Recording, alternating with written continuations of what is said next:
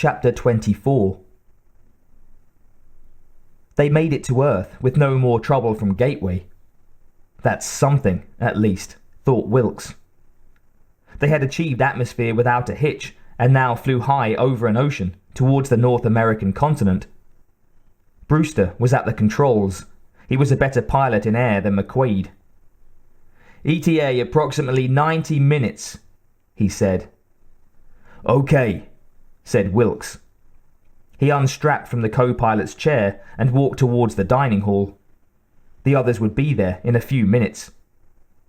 He moved slowly, lost in thought. What next? They had made it to Earth with a psychic alien queen to, they hoped, obliterate the infestation there. They had lost 3 people, and their leader had developed an aversion to leading. Every bug on the planet would be after their asses once they sat down. Aside from the fact that, even if they succeeded at this point, going back to Gateway probably meant brain wipes and lock time as a reward. Wilkes grinned as he stepped out of the corridor. All of that, and the food's great too, he thought. "What's so funny, Wilkes?"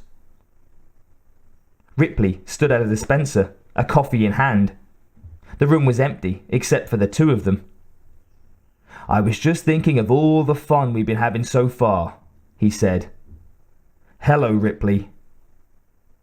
He acted casual, but it was good to see her. He went to another dispenser and ordered a steak.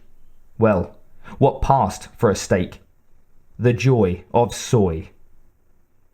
Something that looked like a steaming, squashed flat turd arrived. Wilkes shook his head and picked up the tray. Ripley walked with him to a table and sat across from him. "Wilkes," she began, "I want to thank you for stepping in to run this operation. And now that we're here, I'd like to offer my help. Unless you've got everything under control." The last was almost a question. He poked at the cutlet on his tray. "Actually, I was hoping you'd say something like that," he said. "Welcome back. I'm a crappy leader." "Sounds like you've been doing fine," she said. He shrugged. "What changed your mind?" "Something Billy said. It pissed me off enough to start thinking about how I've been dealing with things." She stared at her hands for a minute, and then looked up at him. "Whatever my circumstances are, we still have a job to do, right?" She smiled, but there was no humor in the expression. Falk and Moto walked into the room together, chatting. They stopped when they saw who was there. "Hey, good to see you, Ripley," Moto said. Falk grinned at her. "Yeah, you gonna stop Wilkes from looking like an asshole?" "I'll do my best," she said. "Miracles are difficult, you know?" Wilkes laughed. He felt better than he had since deep sleep. Billy arrived. She waved to them and went to a dispenser for coffee. Wilkes watched her smile brighten at the sight of Ripley and felt a rush of warmth for her. She had changed so much since he'd broken her out of the hospital on Earth. She was stronger, braver, more beautiful. Instead of immediately stifling the thought, as he had in the past, he let it sit in for a moment. Billy didn't need him to protect her anymore. She had demonstrated many times that she was more than capable of standing on her own. He felt comfortable working with her. He trusted her. She was really the closest thing he had to a friend. But a lover? Why the fuck not? You're only old enough to be her father, and you got enough emotional trouble for 2. I bet she'd jump at the chance. "You awake, Wilkes?" Billy waved a hand in front of him before she sat down. He blinked. Everyone was there now, except the pilot. "Good time to daydream, Sarge. Maybe you'd like to recite some fucking poetry to yourself while the crew takes care of things." "Sorry," he said, and smiled at her. "Just thinking." He suddenly recalled one of the sayings from boot camp that he hadn't thought of in decades. Don't be a fool for your tool. He shook his head and put all those thoughts aside. Later.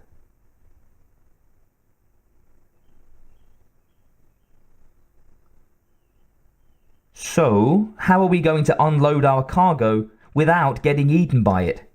Said Moto.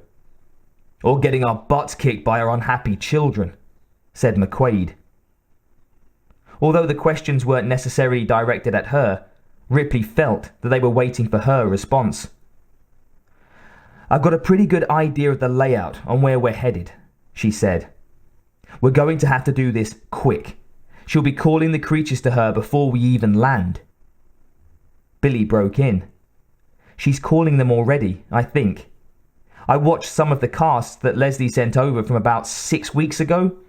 The people on Earth said that the aliens had been gathering together and not attacking as often. Perhaps corresponding with when we abducted the mother? Finished Moto. Sounds like they're getting ready. The crew watched Ripley, waited for her to speak. She was vaguely surprised that she'd been accepted back with no confrontations, but didn't want to dwell on it. Her own problems were not a priority right now. This is going to be tight, she said. The arsenal is set into the side of a mountain. We drop the Queen on the other side and work fast enough to be done before the majority of her brood shows up. They might know about where she's landing, but not exactly. Not that it's important or anything, but does anyone here know how to set up the bombs? Said Falk. Ripley sighed. Sooner or later, it was going to come up. It's in my program, she said. She felt resigned as she looked at each of their faces and wondered what she would see. No one spoke for a moment. Tully smiled. Well, thank fucking Buddha, she said brightly. That's something. Do you think the bunker will have been raided? That from Jones. Wilkes shrugged. Maybe. I'd say definitely, but it's an isolated area. The whole topic had been glossed over as quickly as it had come up. Ripley suddenly realized that she wasn't going to get the response she had expected. For however the crew members felt about it, they seemed to have come to terms with her as a synthetic, at least on a working level. Great, she thought. If I don't glitch it and kill them all. Brewster's voice came over the comm. Hey, you all might want to come and check this out. We're over land now. Looks like someone had a pretty wild party last night and wrecked the place. His attempt to sound casual was strained. Several of them looked up at Ripley. She nodded. We have as much of a plan as we're going to get, she said. Let's go see what there is. As Ripley followed the others into the corridor, Billy lagged back and put her hand on Ripley's arm. They walked slowly behind the others. Listen, what about Amy? Said Billy. Ripley frowned. The girl from the casts. Billy nodded. We have to help her. She's not far from the site, an hour or two maybe, and I could take a flyer to go get her. How do you know she's alive? She is. I know. Billy looked anxious, her face tight.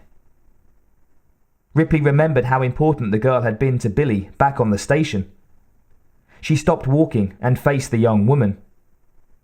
On the one hand, she knew exactly how she felt. On the other, there were bigger goals here. Billy, she said gently, we can look at the situation when we get there. But we're not going to have much time. Whether she's alive or not, I don't know if we can afford to do it. I'm sorry.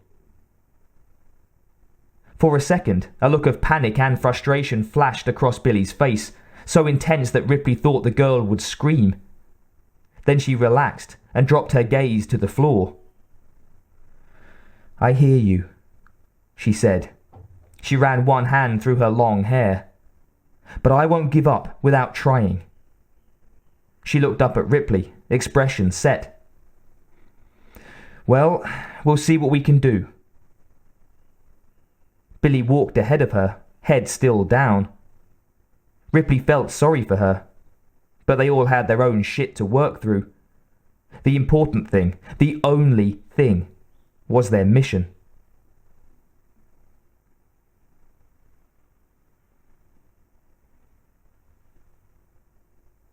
Billy stood with her arms crossed and watched Earth tell her story. The Kurtz flew high over the eastern states, too high to see unaided most of the destruction that the cameras fed to the ship's magnification screen. The men and women around her stood silently, their faces expressionless as they took in the ruins of the mother planet. The midday sun spared nothing. The screen showed an overview of a dead city. Here, several blocks of burnt and crumbled buildings had once towered. Filth littered the streets. Parts of cars, vague splotches of blackness and greasy shadow that united the wreckage into a grim tapestry. Everywhere were exploded bits of plasticrete and wood, random pieces of melted metal and brick and bone. The screen switched, cut to another shot. It was like the picture before and the picture before that, ravaged and lifeless. This was an industrial area, a series of long, low buildings ripped apart. Billy could see where someone had tried to barricade one. Huge crosses of some material covered one wall, right next to a giant hole through the building. An explosion, perhaps. Cut to a row of identical houses, windows smashed and doors open or gone. There was life here. Billy realized with disgust that the slight movement around the houses could only be an army of vermin. The Kurtz grabbed random pictures of towns and cities and parks that were lost to humanity. The crew seemed stunned. There were no wisecracks, none of the usual banter that Billy had come to expect from the soldiers. She had grown up in hospitals, hadn't been a part of this world. But the thought that it had simply ceased to exist. Billy widened her eyes at the next shot. "Hey," said Brewster excitedly. "Is that—" He shut up abruptly. There was a small group of people moving down a road. At first glance, Billy had felt great hope, until she realized that the 4 or 5 figures were dragging another one in lengths of chains. The group stumbled along, tattered, holding weapons. They seemed to look up at the sky, at the ship. Billy remembered the vid she had seen back at the station, the human sacrifice. Here were the fanatics, hunting for people to act as incubators. The last insane remnants of humanity. She thought about what Ripley had said, not enough time to see about Amy, and felt her resolve strengthen. She would help Amy and her family, or die trying, time or not. Fuck it. Billy broke away from the screen and looked around. The others all seemed lost in worlds of their own. She noticed that Moto and Falk had linked hands. Billy almost smiled at the small reminder that there were still good things. Not many, but some. She noticed that Wilkes's gaze had also rested on Falk's and Moto's interlaced fingers. He looked up at her and smiled briefly, sadness heavy on his scarred face. She was surprised that he had let an emotion slip past his normally unshakable facade. As he looked away, she felt a strong urge to comfort him. Billy had never really thought about it before, but it occurred to her now that Wilkes was very important to her. David, she thought. The name sounded strange in her head, but then he was a strange man. So strong, yet so emotionally uncertain. Billy turned back to the monitor. What was important was that they were here, One way or another, everything was building, coming to a head. From the hold, the unmistakable cries of the captured queen filtered out. She screamed and pounded in her chamber, high over the silent earth, as they headed towards whatever fate held, almost as if she knew what her own end was to be. If she did, she was ahead of them.